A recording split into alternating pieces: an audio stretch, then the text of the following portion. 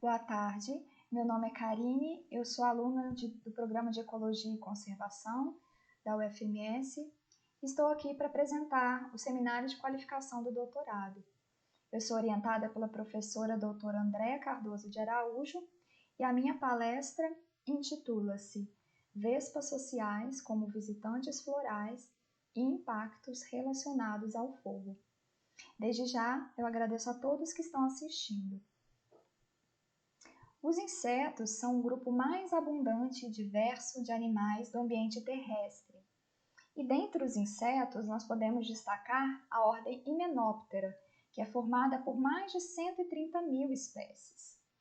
Nessa ordem, nós temos o grupo das vespas, representados pela família Vespidae, que, por sua vez, subdivide-se em 6 subfamílias, sendo as solitárias Massarine, Eumenine, Euparigine e as sociais Stenogastrine, Vespine e Polistine. No Brasil, a única subfamília de vespas sociais é a subfamília Polistine. As vespas sociais, elas vivem em colônias com mais de um indivíduo, onde existe uma rainha que é responsável pela reprodução e os outros indivíduos são operários. Já as vespas solitárias, elas fundam seus ninhos e passam suas vidas sozinhas. A subfamília Polistine é importante por diversas coisas. Os machos, eles consomem néctar e pólen, além de armazenar néctar também para a colônia. Então, portanto, eles são um grupo também, eles fazem parte do grupo de visitantes florais. E não apenas visitantes florais, mas eventualmente eles podem também polinizar algumas espécies de plantas, como por exemplo, da família Erythroxylaceae. Além disso, eles atuam no controle biológico, predando principalmente larvas de Lepidoptera. E são considerados indicadores biológicos, embora existam poucos estudos que explorem esse papel. Até o momento da publicação desse artigo, por exemplo, existiam apenas 3 estudos utilizando vespas como bioindicadores.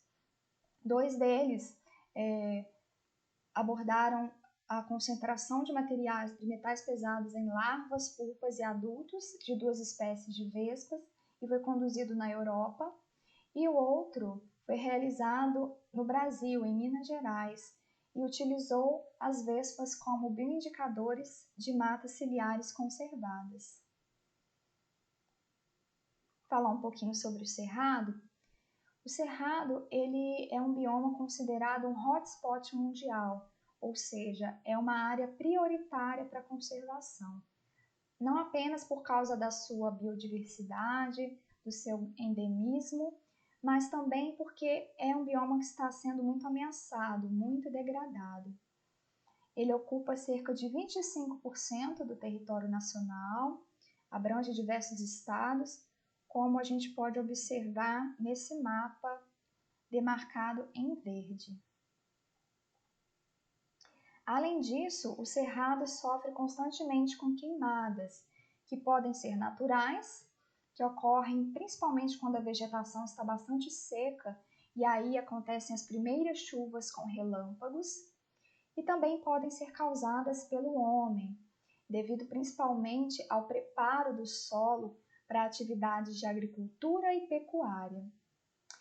Porém, os incêndios, eles prejudicam bastante a vegetação, porque eles alteram a taxa de regeneração de muitas espécies lenhosas, reduz a sua densidade através da mortalidade de indivíduos pequenos e favorece a proliferação de ervas.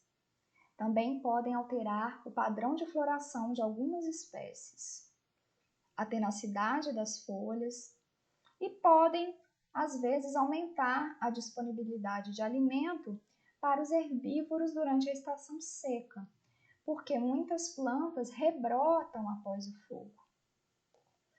Os insetos, eles são importantes na colonização de áreas queimadas, porque muitas de suas larvas alimentam-se de madeira morta. O primeiro artigo que eu vou apresentar intitula-se Impactos do fogo na comunidade de vespas sociais em uma área de cerrado em regeneração. Esse estudo, na verdade, ele começou a ser conduzido em uma área de cerrado e quando aconteceu um episódio de fogo. Aí nós resolvemos ampliar o número de coletas para justamente ver o que aconteceu com a comunidade de vespas sociais após o fogo. Comparar antes do fogo e depois do fogo. E também analisar como as populações recolonizam áreas queimadas.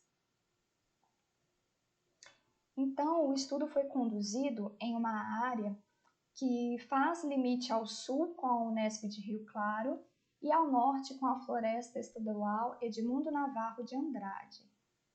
É uma área de 25 hectares que já sofria bastante impacto e estava se regenerando quando ocorreu o episódio de fogo, que queimou cerca de 14 hectares. Antes da ocorrência do fogo, nós tínhamos feito 11 meses de coleta em toda a área, que compreendia a área delimitada pelo círculo, nessa figura, e também a área delimitada pelo retângulo. A área delimitada pelo círculo, ela foi queimada. E após o fogo, então nós resolvemos fazer mais um ano de coletas, tanto na área queimada quanto na área não queimada. E em cada uma dessas áreas, nós fizemos 5 pontos amostrais, distando 100 metros entre si. E nós utilizamos dois métodos de captura. Um tratava-se de armadilhas atrativas, que eram garrafas PET contendo suco de maracujá, e o outro foi a busca ativa, que nada mais é do que a gente percorrer as trilhas pré-existentes nas áreas, de 9 às 16 horas, coletando com um pulsar os indivíduos que sobrevoavam a vegetação. E aí, posteriormente, esses indivíduos eles eram levados ao laboratório e identificados a nível de espécie. Para as análises estatísticas, nós utilizamos os programas PEST, o Biostat e o R. Para comparar a abundância e a riqueza de espécies do pré e pós-fogo, fizemos um GLM, onde a abundância e a riqueza em cada ponto de amostragem foram as variáveis resposta e o fogo em 2 níveis, antes e pós-fogo, foram as variáveis explicativas. A suficiência amostral foi medida através de curva de rarefação, para avaliar se o número de coletas foi suficiente para amostrar bem a comunidade de vespas sociais. Além disso, nós estimamos o número de espécies no pré e no pós-fogo utilizando os testes Jackknife 1 e 2. Também fizemos um escalonamento multidimensional não métrico para verificar as semelhanças entre os pontos da área 1 e 2 sem queima no primeiro ano e áreas 1 sem queima e área 2 com queima no segundo ano. E aí os resultados revelaram que, antes do incêndio, nós amostramos 21 espécies e 297 indivíduos. E após o incêndio, esse número caiu para 14 espécies, 153 indivíduos. Houve, portanto, uma redução de 33,3% da riqueza e 48,5% da abundância.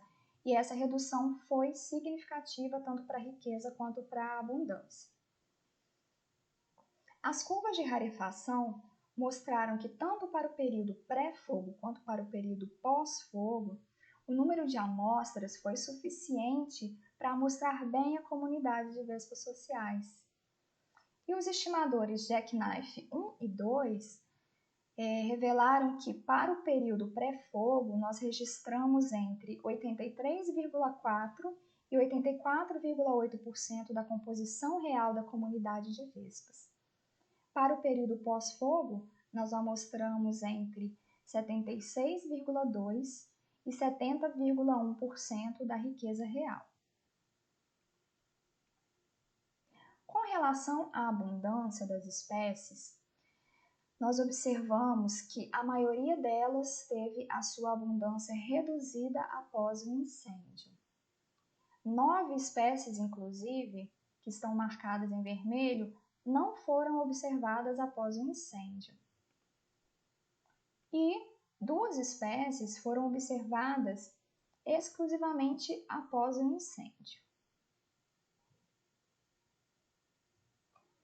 Então, nós podemos observar, através do gráfico MDS, que as áreas 1 não queimada e a área 2 queimada, elas eram bastante semelhantes antes do incêndio. A gente observa isso pela sobreposição dos polígonos verdes. A área 2, queimada, apresentou diferença antes e depois do incêndio. E a gente constata isso pela distância entre esses pontos azuis e vermelhos. Os pontos azuis, que representam as amostras do período sem queima, eles distaram bastante dos pontos vermelhos, que representam as amostras do período após a queima. E a área 1, que não foi queimada, ela parece ter tido um efeito indireto do fogo, porque alguns pontos distaram bastante uns dos outros. Ou esse efeito pode ser devido a uma variação anual da própria comunidade. Então,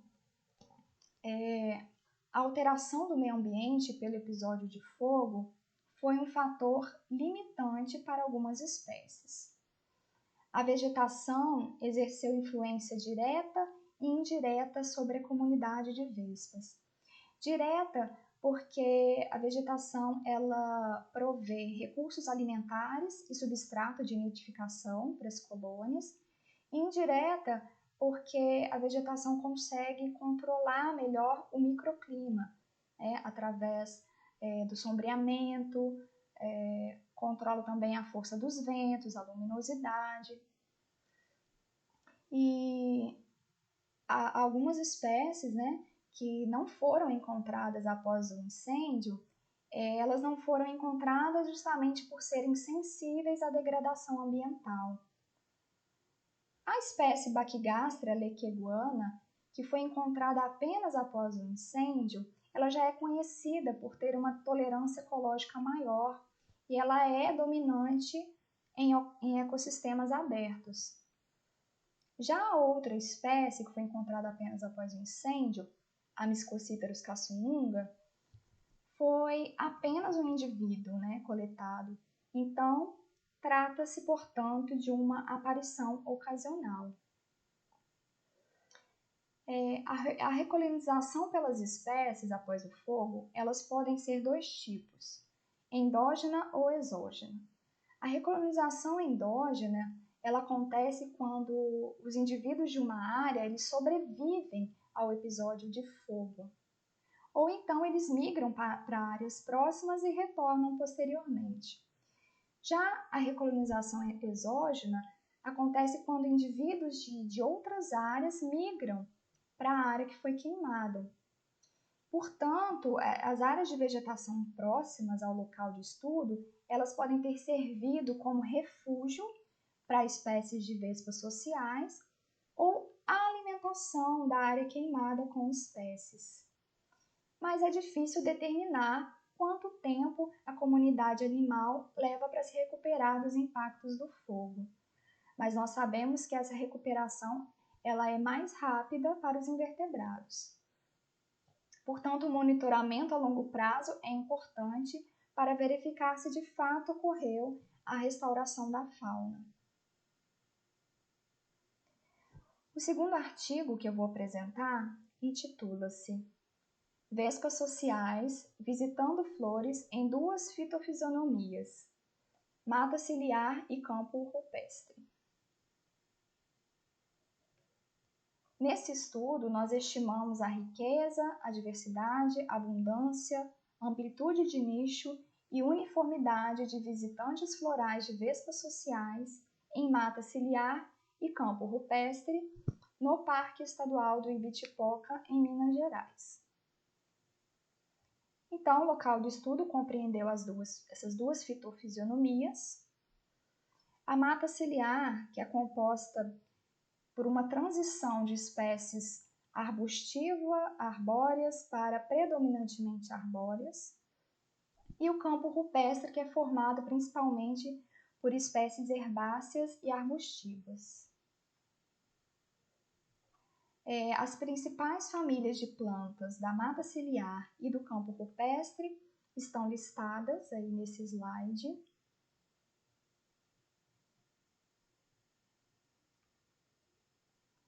E o material e métodos compreendeu 1 ano de coleta de dados. Foi feito um transecto de 1 quilômetro em cada área, onde todas as plantas que estavam floridas, elas eram observadas durante 10 minutos, e as vespas sociais que visitaram essas plantas, elas eram coletadas. As plantas, elas eram descritas em campo e também coletadas para montagem de essicatas, e tanto as vespas quanto as plantas, elas foram identificadas a nível de espécie.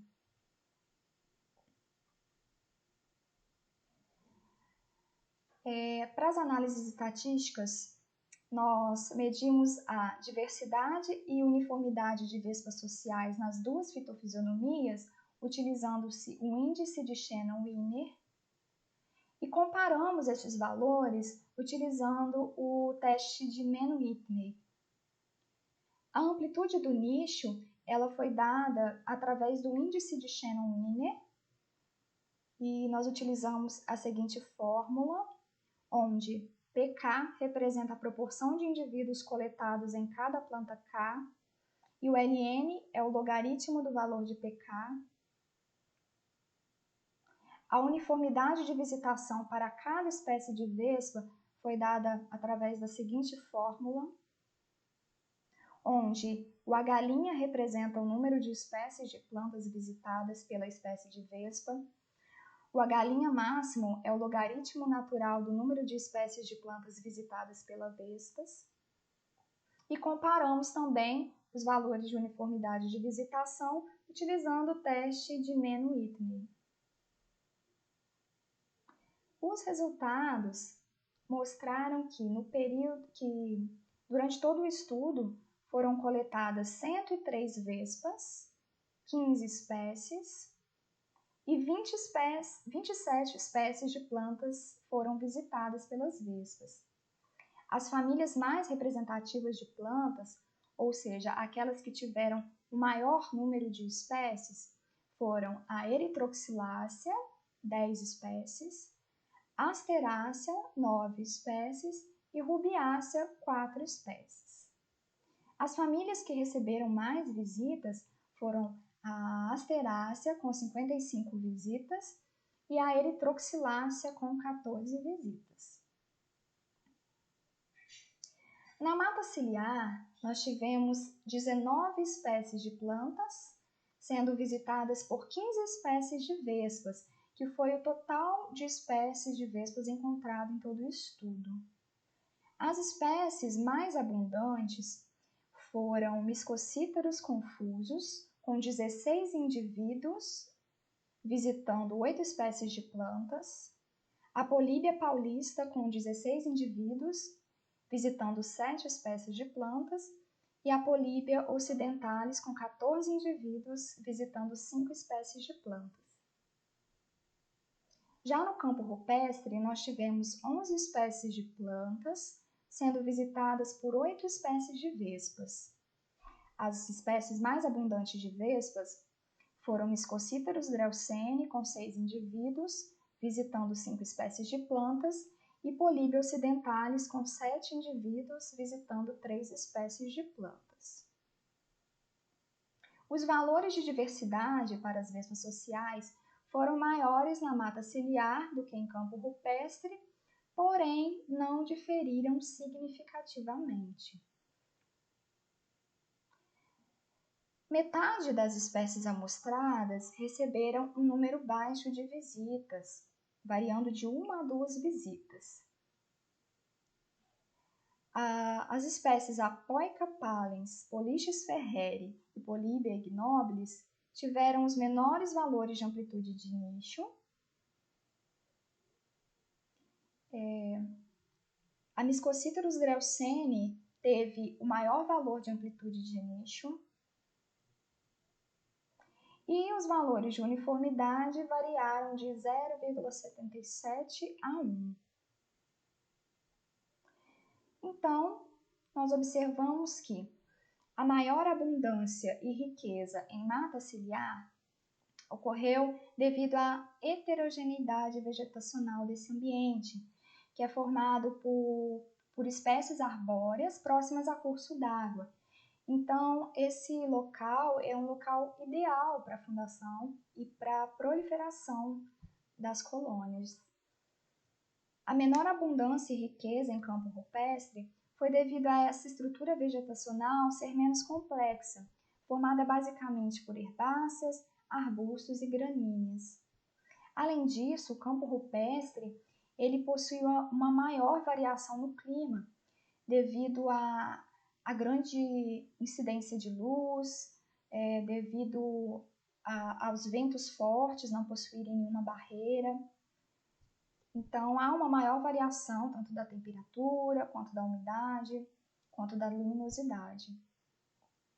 A maior riqueza de espécies visitando Asterácea e Erythroxylácea é devido ao oportunismo, porque essas duas famílias elas eram muito abundantes no parque. E as vespas elas têm comportamento oportunista, elas aproveitam o recurso que está mais abundante no local. Além disso, a família Asterácea ela é bastante atrativa. Ela possui geralmente flores numerosas e flores em forma de escova, que facilitam a utilização do recurso.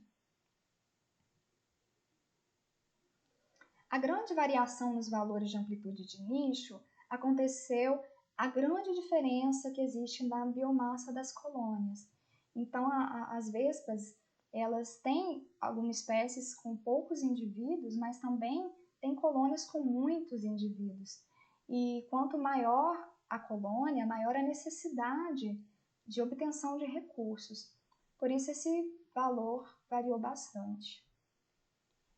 Os valores de uniformidade, eles foram altos, não apenas porque muitas espécies exploraram poucas espécies de plantas, mas também porque muitas espécies de plantas foram visitadas por poucos indivíduos. Isso ocorreu porque as vespas são visitantes florais mais raros. Então, a gente pode concluir que a flora do Ibitipoca forneceu diversos recursos, favorecendo uma rica fauna de vespas sociais. E apesar de serem consideradas menos eficazes em comparação com outros polinizadores, como por exemplo as abelhas, as vespas visitaram regularmente flores nas áreas de estudo. Assim, a conservação dessas áreas pode ser relevante para a manutenção da diversidade de vespas sociais. Mais uma vez, eu agradeço a atenção de todos e deixo os meus contatos, caso queiram perguntar algo, trocar alguma ideia. Mas eu também vou estar disponível agora, tanto no chat do Face como do YouTube.